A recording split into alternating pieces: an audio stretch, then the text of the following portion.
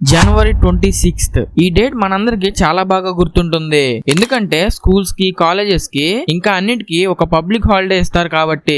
అదే తేదీన 1950లో మన దేశ రాజ్యాంగాన్ని అమలు చేశారు. అయితే దాన్ని నవంబర్ 26, 1949లోనే ఆమోదించారు. కానీ జనవరి 26, 1950లో అమల్లోకి తెచ్చారు. అండ్ ఇంకా ఇది ప్రపంచంలోనే అతిపెద్ద ప్రజాస్వామ్య పాలనకు పునాది వేసింది. అయితే మన ఇండియన్ కాన్స్టిట్యూషన్ గురించి ఎవరికీ తెలియని కొన్ని వాస్తవాల్ని ఈ వీడియోలో చూద్దాం.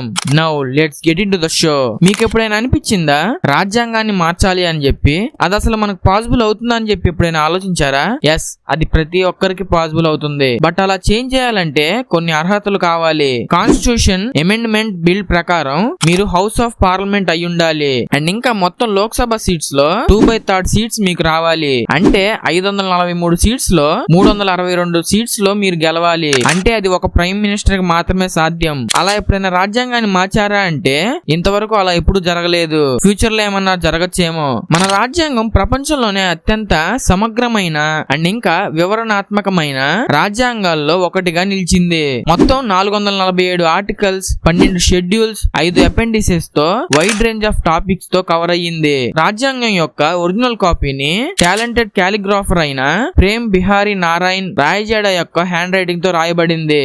అండ్ ఇంకా దాన్ని రాయడానికి అతనికి సుమారు 6 నెలల టైం పట్టింది. ప్రతి పేజ్ బ్యూటిఫుల్ ఇల్లస్ట్రేషన్ తో, ఆర్టిస్టిక్ టచ్ తో డిజైన్ చేశాడు. దీన్ని రాసేటప్పుడు ఇతర దేశాల రాజ్యాంగాలతో ఇన్స్పైర్ అయ్యారు.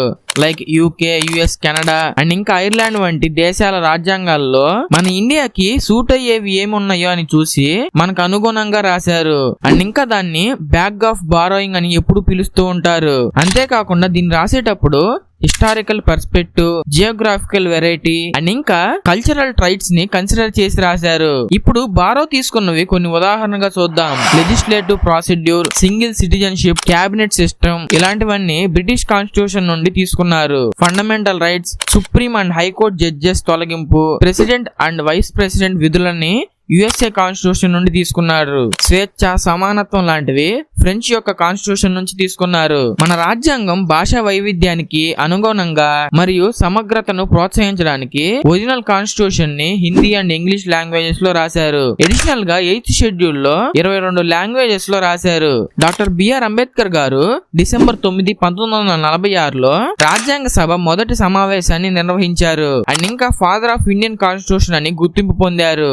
రాజ్యాంగ రూపకల్పనలో చాలా కృషి చేశారు. మన కాన్స్టిట్యూషన్ నవంబర్ 26, 1949లో లీగల్ గా బైండింగ్ చేసి ఉంది. 1930లో పూర్ణ స్వరాజ్ అంటే కంప్లీట్ ఫ్రీడమ్ ని డిక్లేర్ చేశారు. కాబట్టి అలా చేయడంతో జనవరి 26 ప్రత్యేక ప్రాముఖ్యతను పొందింది. జనవరి 24, 1950లో అసెంబ్లీ లాస్ట్ సెషన్ లో ప్రతి సభ్యుడు రాజ్యాంగం మీద 2 సార్లు సిగ్నేచర్స్ చేశారు. ఒకసారి హిందీలో అండ్ ఇంకా మరోసారి ఇంగ్లీష్ లో. ఫస్ట్ సిగ్నేచర్ చేసింది డాక్టర్ రాజేంద్ర ప్రసాద్, మన కంట్రీ ఫస్ట్ ప్రెసిడెంట్. అండ్ ఇంకా లాస్ట్ సిగ్నేచర్ చేసింది ఫిరోజ్ గాంధీ. ఆయన ఆ టైంలో president of the constituent assembly. ఇదంతా బానే ఉంది. అసలు రాజ్యాంగాన్ని రాయడానికి ఐడియాని ఎవరు ఫస్ట్ ఇచ్చారో మీకు తెలుసా?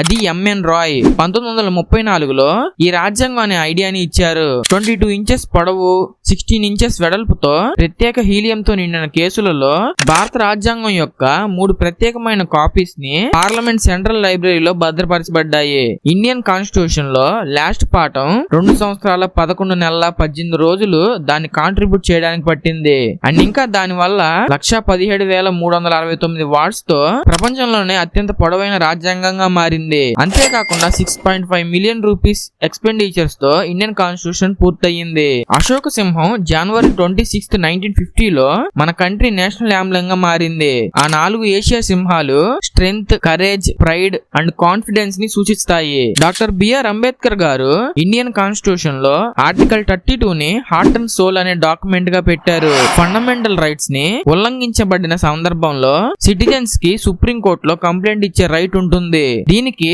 The right to constitutional remedies అనేది ఇంకొక పేరు. 1949లో రాజ్యాంగం ద్వారా మహిళలకి పూర్తి ఓటు హక్కు లభించింది. అంతకు ముందు వరకు ఓటు హక్కు లేదు. మన కాన్స్టిట్యూషన్ యొక్క డ్యూరబిలిటీ డ్యూరబిలిటీ కోసం స్పెషల్ ఇంక్ అండ్ పేపర్ ని వాడారు. ఆ పేపర్ పేరు పార్చ్మెంట్ పేపర్ అండ్ ఇంకా స్పెషల్ హై క్వాలిటీ ఇంక్ ని ఇంగ్లాండ్ నుంచి తెప్పించారు. ఇవే కాకుండా మన రాజ్యాంగం రాయడానికి ఇంకా చాలా సోర్సెస్ ని వాడారు. అవన్నీ తెలుసుకోవాలంటే ఇప్పుడే ఈ వీడియోకి లైక్ చేసి పార్ట్ 2 అని చెప్పి కామెంట్ చేయండి. అండ్ అలాగే ఇలాంటి కొత్త ఇంట్రెస్టింగ్ విషయాలను తెలుసుకోవడానికి ఇప్పుడే ఛానల్ సబ్స్క్రైబ్ చేసుకొని బెల్ ఐకాన్ అయితే ఆల్లో పెట్టుకోండి. ఇంకో వీడియోలో మళ్ళీ కలుద్దాం. Bye bye.